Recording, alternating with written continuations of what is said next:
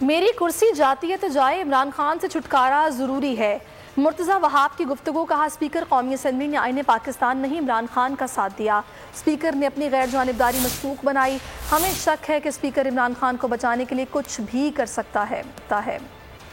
इमरान खान साहब की जो हुकूमत है उससे छुटकारा हासिल करना ज़रूरी है और इस नेक मकसद के लिए अगर आपका इशारा यह था कि मेरी कुर्सी जा रही है तो बेशक अगर जाती है तो चले जाए। मैं समझता हूँ लार्जर पर्सपेक्टिव देखने की ज़रूरत है और लार्जर पर्सपेक्टिव ये है कि हाँ, PTI ने जो पिछले 3.5 सालों में इस मुल्क को, इस मुल्क की आवाम को जो नुकसान पहुँचाया है, आइन की रूह से जो स्पीकर साहब सियासी जमात के ना रुकन होते हैं ना कारकुन होते हैं, वो कस्टोडियन ऑफ द हाउस है। वो पार्टी बने और उन्होंने इमरान खान साहब का साथ दिया। उन्होंने आईने पाकिस्तान के जो तकाजे हैं उनका साथ नहीं दिया। मैं समझता हूँ वो गलत है, वो आइन शिकनी है। हमें शक यही है कि जिस शख्स ने पिछले 14-15 रोज़ में आइन की पासदारी नहीं की, वो शायद अपने लीडर इमरान खान को बचाने के लिए पता नहीं और इस तरह के कितने हरबे इस्तेमाल कर सकता है।